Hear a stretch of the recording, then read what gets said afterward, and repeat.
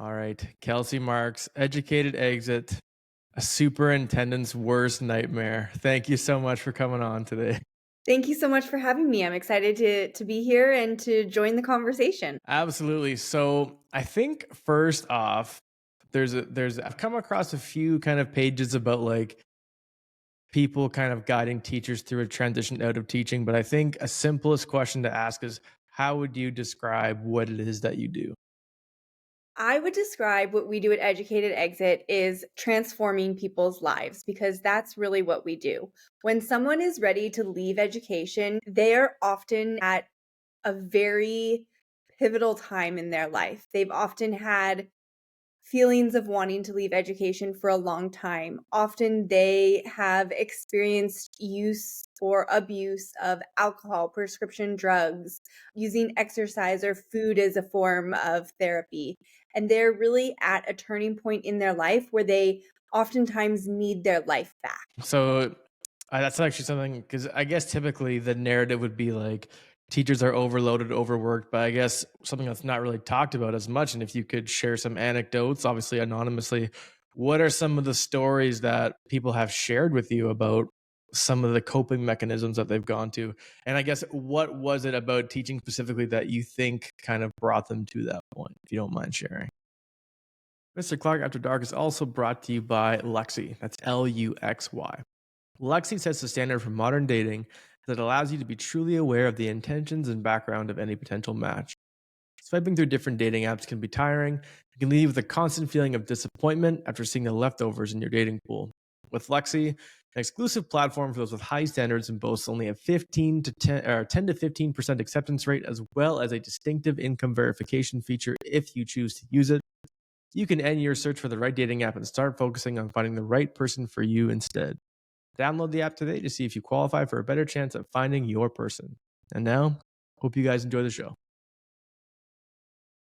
I think that where we're at right now in terms of the treatment of educators is at an all-time low. And Mhm. we see that in many forms. We've seen that in celebrities saying F teachers.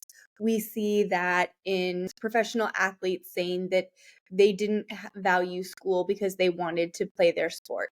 You know, the degradation of the entire profession has happened through many, many years, but with the use of social media and these quote unquote influencers saying or being able to more fluidly share their thoughts, we're at a tipping point where teachers are almost just viewed at as public babysitters. Mhm. And I think for many people who are in the profession right now, including myself when I was in the profession, we didn't get into the profession to be a public babysitter. We got into the profession to help students. We got into the profession to make an impact on students' lives. But again, because of the forces at B, this is where we're at right now. And for many people, the stress, the expectations, the workload, it is just too much. And I'm always a fan of the quote of research is me search. So I feel like the reason why you're likely so good at this job that you do now and why you're so highly regarded and known for it, I guess, what was your moment for leaving teaching? And I guess, how did you end up kind of in this, like kind of creating this route of helping teachers? Like, I guess, what struggles did you find leaving teaching and looking for other work? Sure. So when I was a teacher, I taught preschool. And at first I thought like, Bold oh move. my gosh, like, I was new to this. I thought, "Oh my gosh, I'm I'm gonna do this forever. This is my Hmm. calling." And after about 2.5 years, I was like, "Okay, I don't know if I can do this forever." So And two and after a that, half years. Why the half year? oh, why the half year? Because I got Like, into a grad program. okay, okay. Good to know. All right.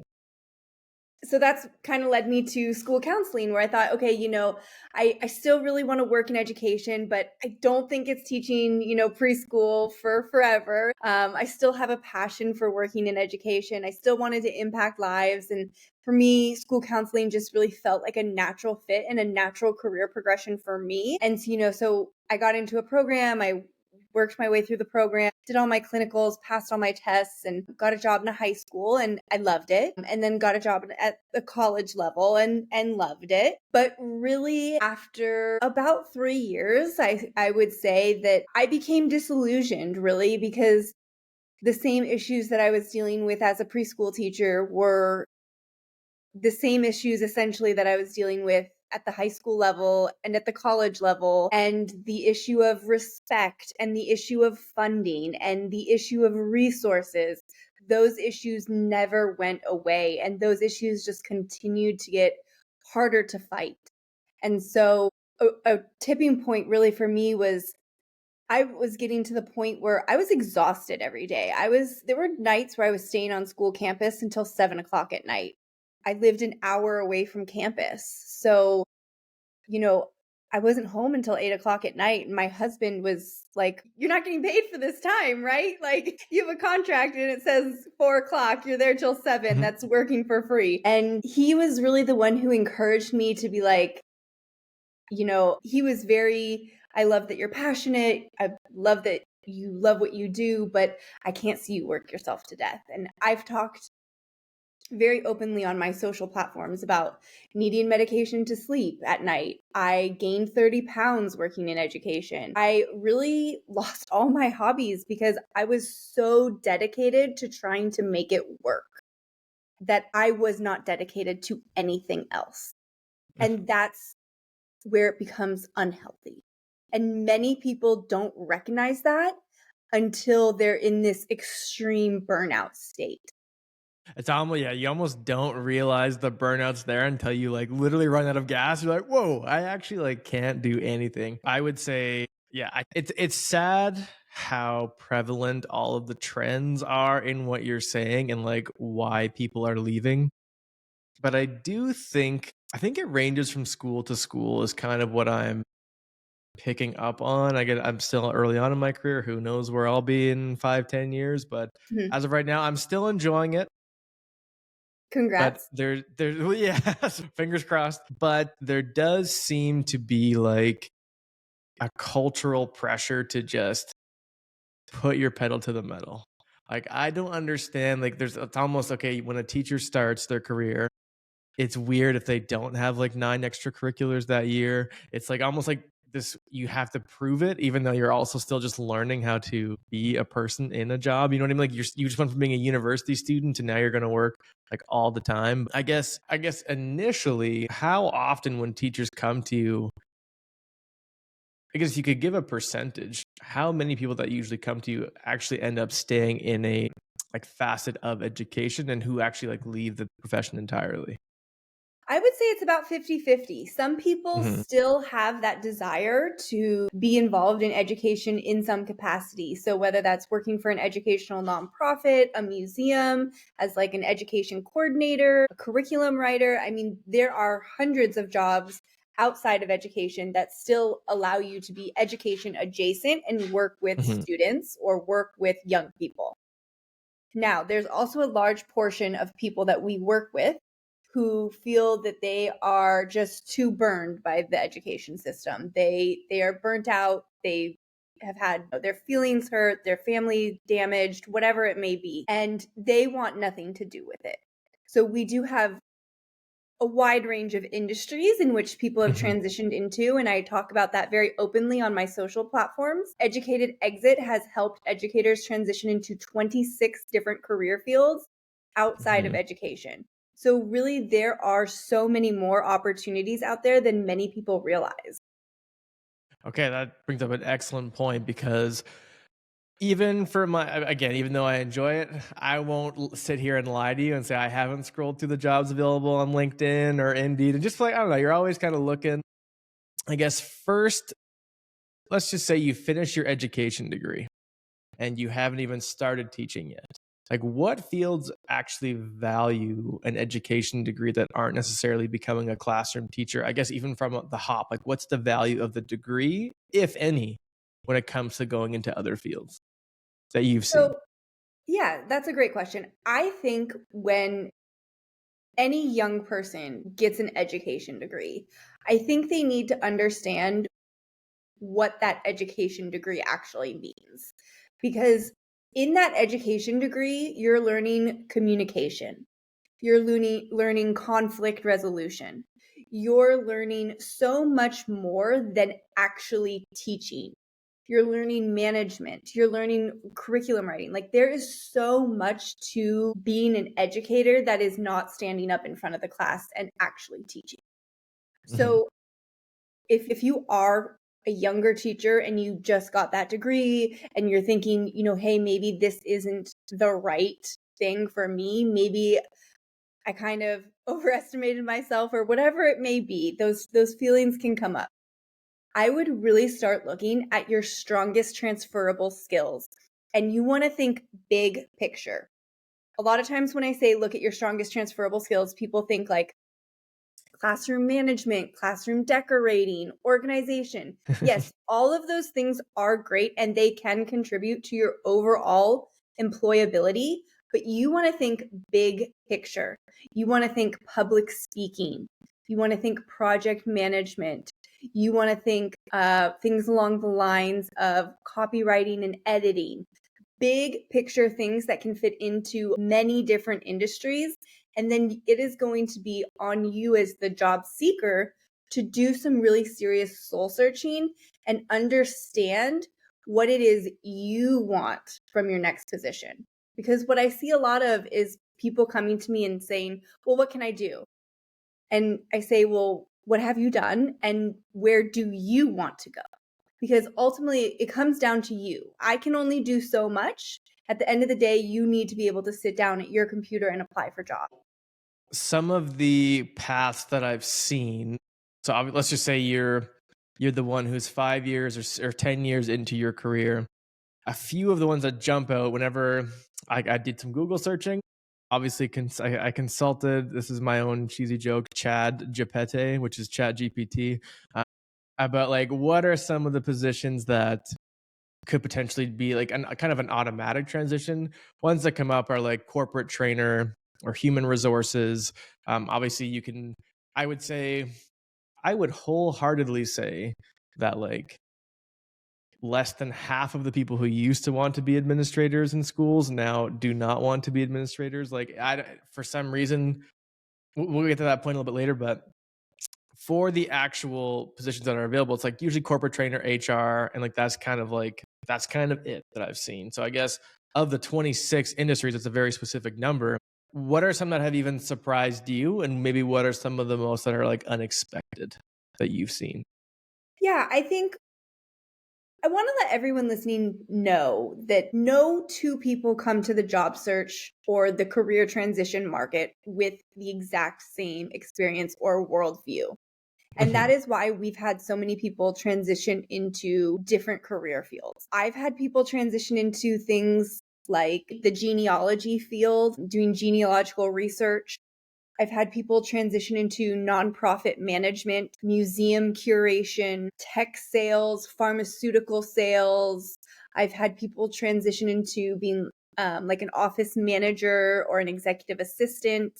I've had people transition into working for like a hospital system, doing surrogacy and adoption work. Hmm.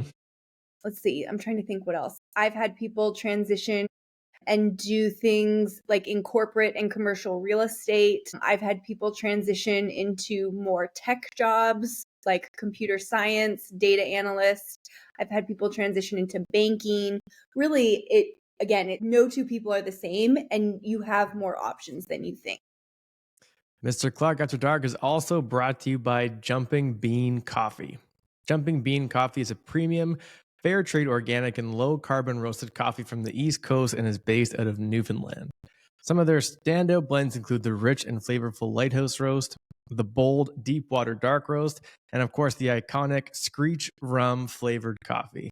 Whether you're supporting local, missing the taste of home, or simply looking to experience the best the East Coast has to offer, Jumping Bean Coffee has something for everyone. Click on the link today to secure your bag. And now, back to the show. Yeah, I feel like the real estate and social worker one I often hear, like that's very much a way to like potentially help people or kind of use your people skills, I would say. As for, let's just say you're someone who's, and I guess like you said, it is a bit more difficult to say because no one's actually coming to you with the same background. So, if let's just say you've decided to uh, leave education, you want something different. I kind of wrote down as I was thinking about this, like the 6 month, the 1 year, and the 2 year transition, but it almost seems like that's not really relevant because there are so many different backgrounds. First off, how would you recommend someone invest in themselves while still teaching to, like, I guess, make them more generally like accredited, if that makes sense, like for just a Yeah. more general workforce? And one that I've seen most common is like a master's of business administration.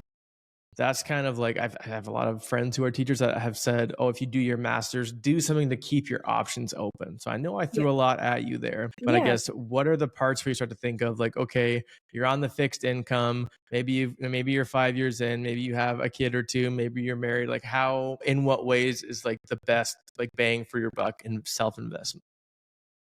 So, I want to warn anyone against getting another degree or more certifications. Hmm. Those things are great, don't get me wrong, but they are not overnight improvements. They are Hmm. not going to rock your world tomorrow. You're going to have to put in a lot of effort into that. And if you're someone who desperately wants out of education, that's more playing the long game than the short game, if that makes sense. You're taking out a driver when you should be taking out a putter in a sports term. Yeah. And if you're at that pivotal place where you know you can't do this, you're on that fixed income, you have a couple kids, whatever it may be, you have expenses, the best thing that I can tell people is to invest in career coaching sooner rather than later and to work with that career coach and follow their protocol exactly. Because oftentimes, what I will see is people will come to me and say, well, I signed up for X person's course, I signed up for X person's email template, and I signed up for Y person's cover letter template, and I'm not seeing results. Well, you've just named three different people who have three different philosophies on leaving education. So Hmm. I'm not sure what philosophy you're following, but that's probably why you're not seeing results. And Hmm. so I think there's also a lot of self trust that needs to happen to say, Lucas, I'm trusting you. Kelsie, I'm trusting you. Please help me navigate this.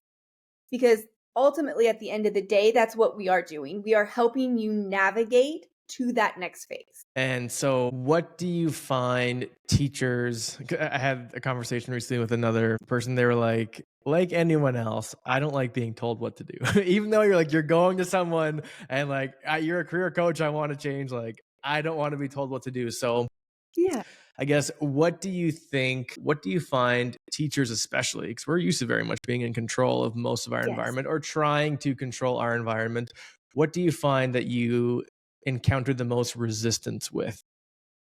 So, in our career coaching practice, we use sales and marketing techniques in order to help you leave education. We are the only teacher career transition firm on the market that does this. And we are the only teacher career transition firm on the market who has a combined 30 years of experience using sales and marketing along with education to help educators ultimately leave the profession. So, a lot of times when educators come to me, that word sales throws them off. Sales is often Okay. looked at as a four-letter dirty word. But really, if you can learn the psychology behind sales and you can learn the psychology of selling yourself to your next employer, you are going to find long-term success after education.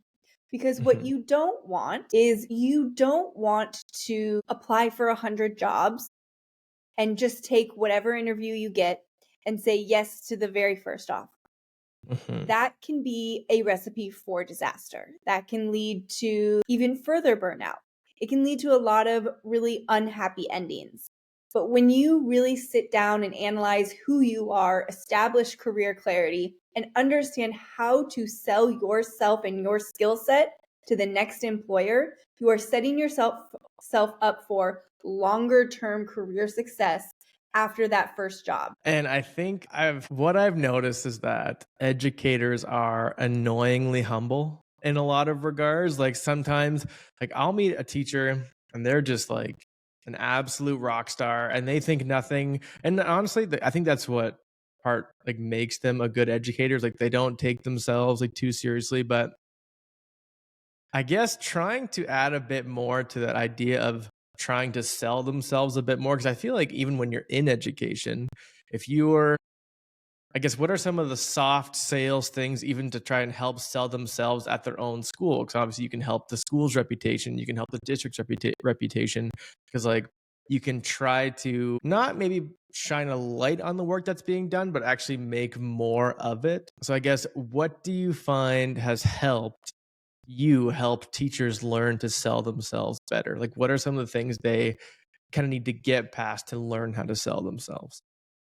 So, selling yourself in the education environment versus selling yourself in the corporate environment are two very different things.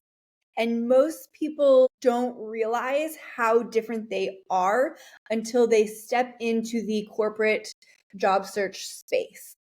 Mhm. That doesn't mean that the skills you have in education and the sales aspects of who you are or the aspects you want to sell yourself as don't meet all of those corporate needs.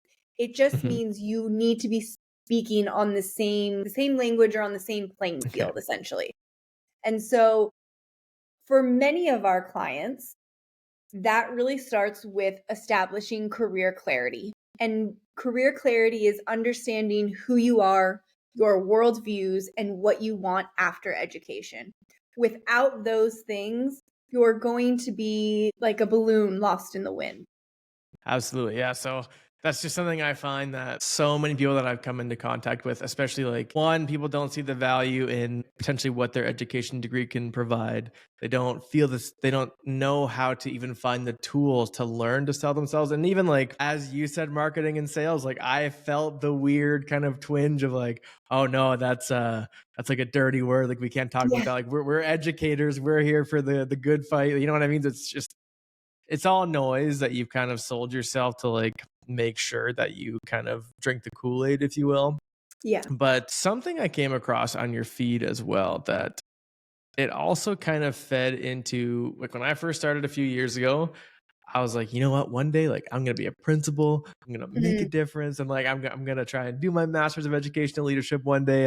And I still liking education, but if someone said tomorrow, like, hey, we want you to be the VP next year, I'd be like, excuse me, I absolutely not. It just seems like not even necessarily not even like a money question. It's just the amount of thankless work that kind of goes into that seems to be the more of the norm now. But the question I have is are you as kind of someone who's in the field of career coaching as obviously with educators specifically is teaching now a dead end job? You've seen my I content. have seen, Yes, yeah. that's a great question.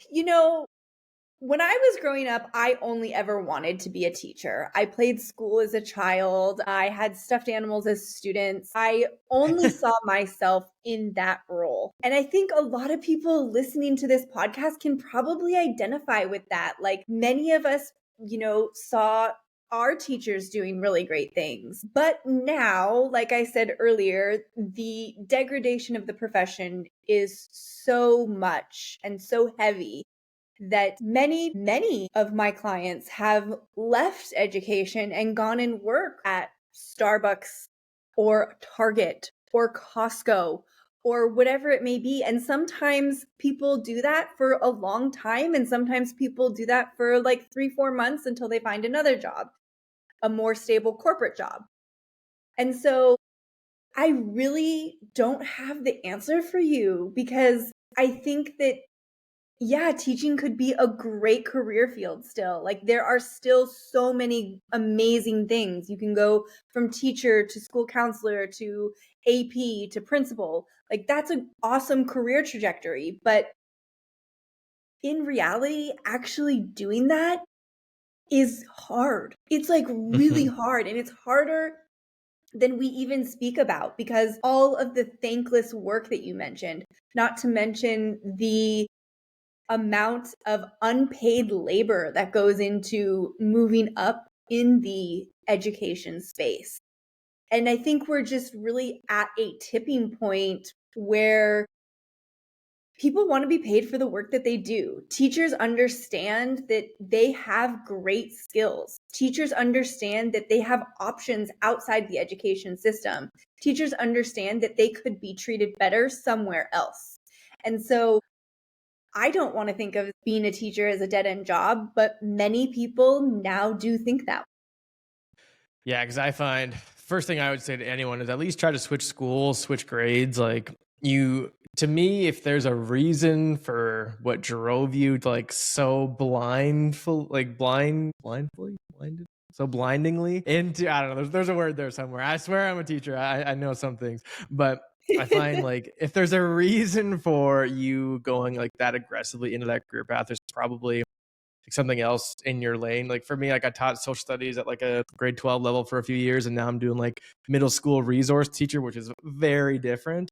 But like I'm still very much enjoying that role. I get to obviously pursue some creative passions as well. It's not as like I like I guess to say like the resource position I've enjoyed more than being a classroom teacher. Like some people say, oh, like do you miss being in the classroom? And yeah, there's like the pros of some that you don't get as like deep of relationships with some of the students as you normally would, kind of being on more of a almost like an appointment basis, like working with groups and pulling kids out. But it's a lot like you're doing a lot more of your work when you're in the building with the students versus a lot of like the like you said, the unpaid stuff. And I do think what is still prevalent is there's a lot of unpaid labor put into getting promotions, which is like Yeah.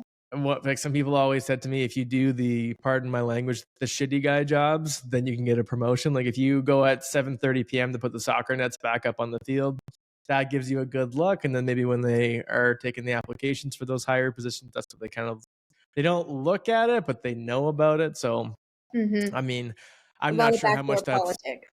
yeah, and that's I've heard a lot of the yeah, and witnessed. But anyway, I won't get into that on here. But I do think that that's almost like eating our own. I don't know if that's like what you've seen, and I don't know. I guess as another question. I don't mean to just bombard you too much here, but Of course.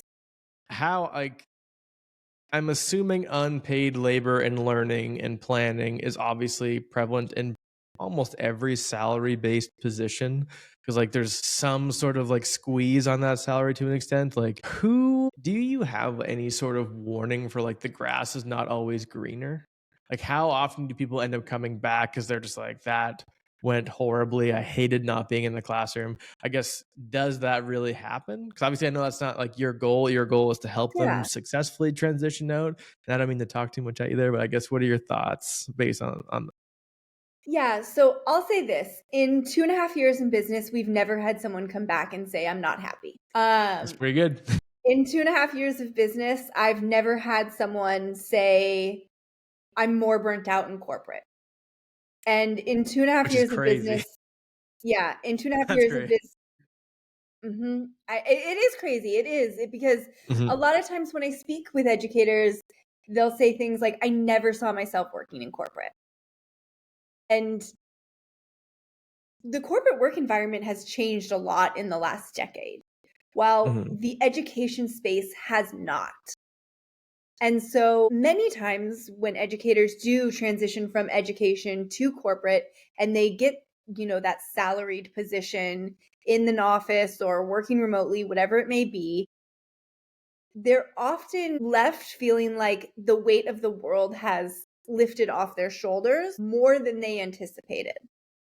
And I think that's really scary that Mhm. we have put that much onus on teachers to do their very best at every single point during the day, at every single interaction, that when they leave to go for a higher paying job or a job with more responsibility, they feel less stressed. That says something. Yeah, I do. I respect like and that's kind of what I found.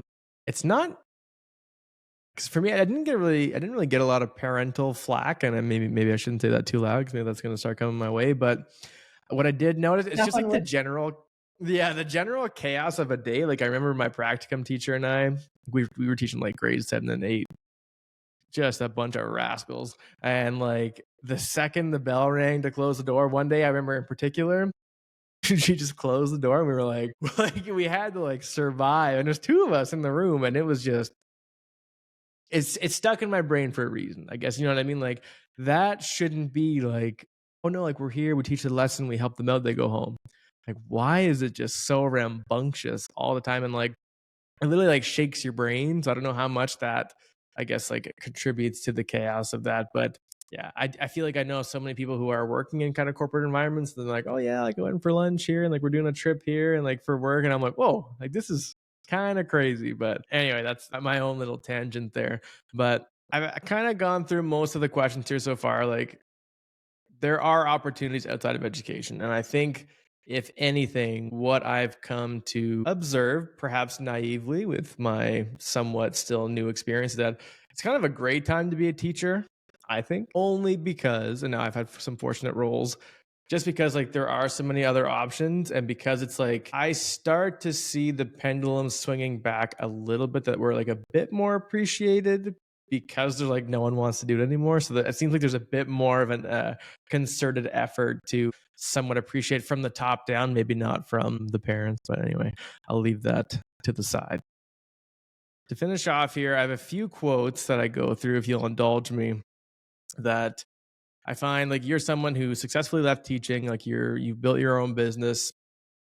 The quote I kind of talk about is, don't let school get in the way of your education.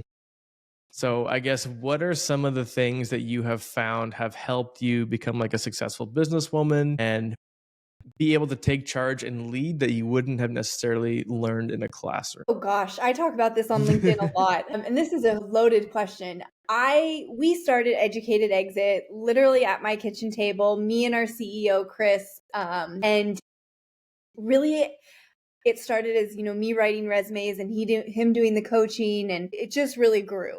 You can look at any social media platform and people are going to talk to you about entrepreneurship and how hard it is to be an entrepreneur, and how much you learn your first year, how much you cry your first year, how many times you want to give up. And I can tell you, as somebody who's been doing this now for about 2.5 years, all of that is true.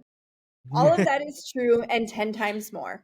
I lived and breathed and slept with my laptop for a year. I read tons of business books. I went to forums. I networked. I did so much outside of the role of being an educator that I never thought I would ever do. And yeah, it was really hard. And yeah, it was scary at times. And yeah, I'll be honest, I cried because it was that hard. But you learn and you grow so much from entrepreneurship. And you really have to believe at the end of the day, you are making an impact and you are impacting others, because there will always be a naysayer who says, oh, you're not good enough. So and so is doing this. Oh, so and so is doing that. And you really have to put the blinders on and be like, I know what I'm good at. I'm going to double down on this, and I know I can help people. So to answer your Yeah. question, I learned a lot. I don't think I can even put into a few sentences everything that I've learned. I mean, No, just and I was gonna say one thing. Yeah, it's like, don't tell people your plans. I feel like that's something that's always been comforting to me. Is like, if you have an idea, kind of just go for it. Let it manifest in your own brain before you talk to anyone about it, because they can kind of taint that vision. But one of the things I wanted to bring up was networking. yes. So it seems like, if I were to tell you like this is how to network, I wouldn't really have much to tell you other than like build the relationships you have in front of you and go on social media and have contact with people. But I guess that's not very much. So what did you do to network kind of in your initial process, and like what have you learned about effective networking? So when I initially left education, I was doing a lot of in-person networking, going to a lot of corporate events, a lot of community-based events in my area. And that's great, but our world has changed drastically since 2018. And there's so many more opportunities for networking virtually now. And so I want to tell everybody that networking is not just adding every single person from your church on LinkedIn. Networking is not adding every single person from your kids' hockey team, their parents Mhm.